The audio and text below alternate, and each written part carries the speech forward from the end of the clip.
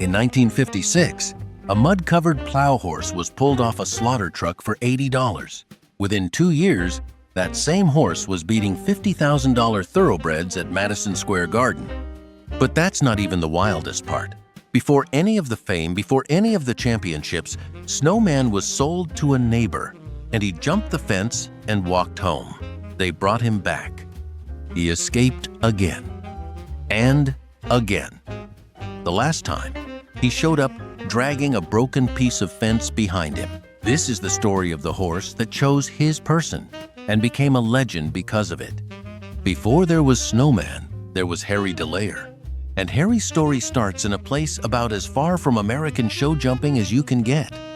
Harry grew up in the Netherlands during World War II. As a teenager, he lived under Nazi occupation. His family helped shelter Jewish people during the war, risking everything. By the time the war ended, Harry had seen the worst of what people could do. He wanted something completely different. But here's the thing. Harry was a horseman in a country that had been destroyed. There was no future for him there. So, he did what millions of Europeans did in the late 1940s. He left. Harry deLeyer immigrated to the United States with almost nothing in his pockets and no connections waiting for him. If Harry could build a life in America, it would mean his family's sacrifice during the war wasn't for nothing. Everything he'd survived was leading somewhere. And somehow, he found his way to horses again. By the mid-1950s, Harry had landed a job as a riding instructor at the Knox School, a prestigious girls' school on Long Island. He wasn't wealthy. He wasn't famous. He was a Dutch immigrant teaching teenagers to ride. In February of 1956, Harry drove to a horse auction in New Holland, Pennsylvania, to find a cheap lesson horse for his students. His car broke down on the way. By the time he arrived, the auction was over. Every horse had been sold. The only animals left were the ones nobody wanted, loaded onto a truck headed straight for the slaughterhouse. And here's the crazy part. Harry almost left. He almost turned around and went home empty-handed. But then he saw him, a gray, mud-covered, exhausted plow horse standing on that truck. Something about the horse's eyes. Harry later said he couldn't explain it. He just knew. He bought the horse for $80, $60 for the animal, $20 for the van charge. He named him Snowman. What most people don't realize is that this moment, this completely random, almost didn't happen moment, would change the history of American show jumping forever. But little did Harry know, the real story hadn't even started yet. Back at the Knox School, Snowman turned out to be exactly what Harry needed. Gentle, patient, calm. The kind of horse you could put a nervous 12-year-old on and not worry for a second. What made Snowman incredible as a school horse was his temperament. He didn't spook, he didn't buck. He plodded along like he had all the time in the world. The girls loved him, Harry loved him.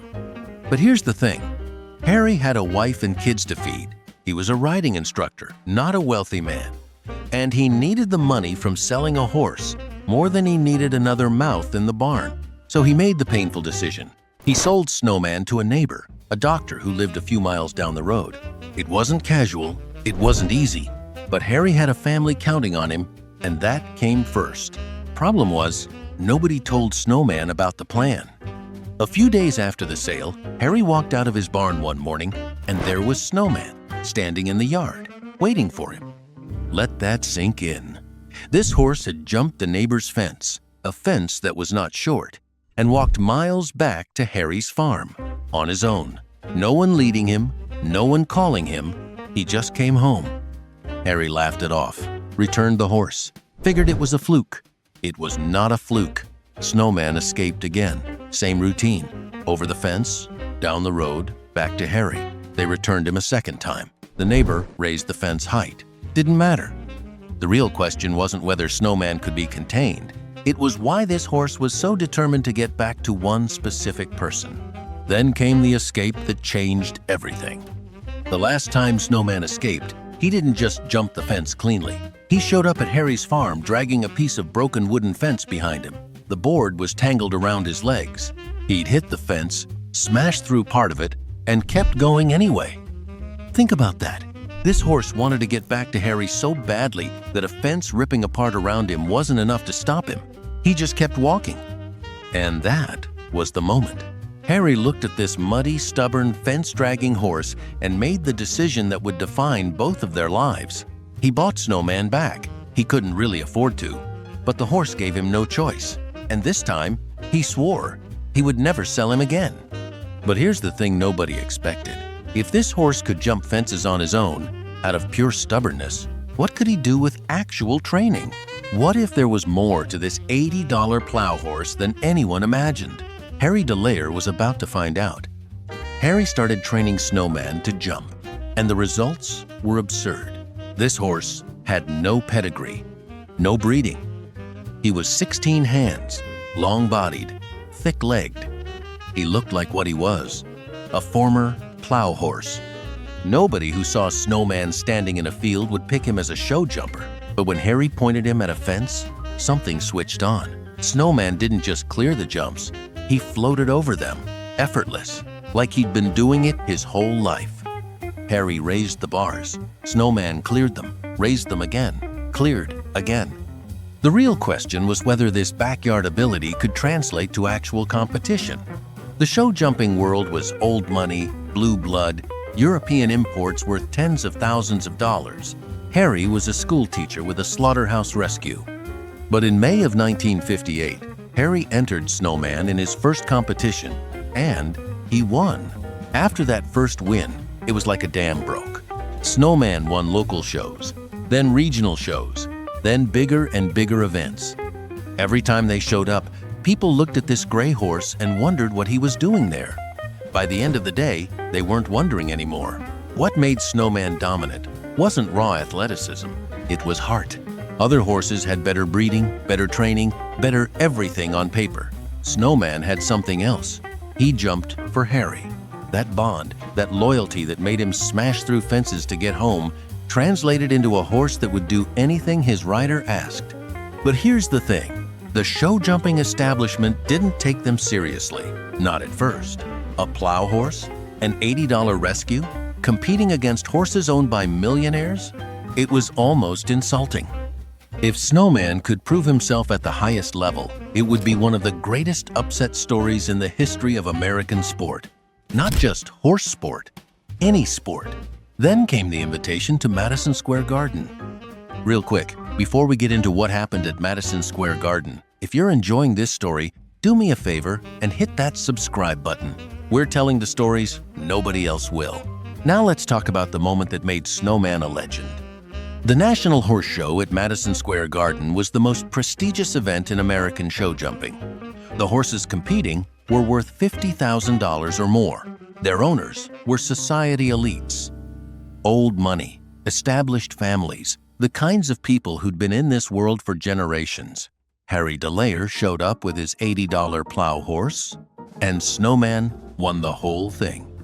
He was named Horse of the Year for 1958, the former slaughter truck horse, the fence jumper, the animal nobody wanted, champion of the most legendary venue in the sport. But here's what's even more insane. Snowman came back the next year and won again. Back-to-back champion, he won the show jumping Triple Crown. An $80 horse accomplished what $50,000 thoroughbreds couldn't. When it was all said and done, Snowman hadn't just won a competition. He'd humiliated the idea that greatness requires a pedigree. That's a legacy that goes way beyond horse jumping. After Madison Square Garden, Snowman became a genuine celebrity. Life magazine profiled him twice. He appeared on Johnny Carson's Tonight Show. He went on to tell the truth. Fan mail poured in from across the country. Snowman had his own fan club. Let's be real. In the late 1950s, America fell in love with this story the same way people fall in love with it today. The underdog who wasn't supposed to be there. The bond between a man and an animal that defied logic, it was irresistible. But here's the thing. Fame brought money. Specifically, someone offered Harry deLeyer $100,000 for Snowman in the late 1950s. That was a fortune. The equivalent of nearly $1 million today. Life-changing money for a school teacher with a family. Harry turned it down. The horse that nobody wanted had become the horse that couldn't be bought. Snowman had jumped fences and dragged himself through broken wood to get back to Harry. This horse chose him, and Harry chose him back. That was the deal, and no amount of money was going to change it. In 1969, at Madison Square Garden, the same arena where he'd shocked the world a decade earlier, Snowman took his final lap. He retired to a standing ovation. The crowd that watched him walk out of that arena for the last time wasn't just applauding a horse. They were applauding a story that had moved an entire country. After retirement, Snowman lived on Harry's farm on Long Island. No more competitions, no more bright lights, just pastures. And Harry, and the quiet life of a horse who had done the impossible. In 1974, at age 26, Snowman was put down due to kidney failure. He and Harry had spent 18 years together. From that slaughter truck in Pennsylvania to the biggest stage in American sports and back home again, Harry deLeyer lived until 2021. He was 93 years old, and for the rest of his life, whenever anyone asked him about Snowman, his eyes would light up. That bond never faded. When it was all said and done, Snowman's story isn't really about show jumping. It's not about ribbons or trophies or beating expensive horses. Snowman's story is about what happens when something that was thrown away turns out to be extraordinary. An $80 horse that nobody wanted, a slaughter truck that almost took him, a car that broke down and made Harry late to the auction. And then, after being saved and sold again, a horse that refused to accept the separation, who jumped fences, smashed through wood, and walked miles to get back to the person who mattered. Snowman will forever be remembered not as the greatest show jumper, though he was incredible, but as proof that the bond between a human and an animal can defy every expectation, every statistic, every odd.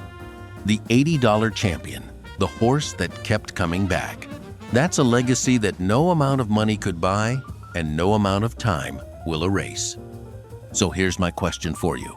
What hits you hardest about Snowman's story? Is it the rescue, the escapes, the Madison Square Garden upset, or Harry turning down $100,000? Let me know in the comments down below. And if this story moved you, if you know someone who needs to hear it, send it to them.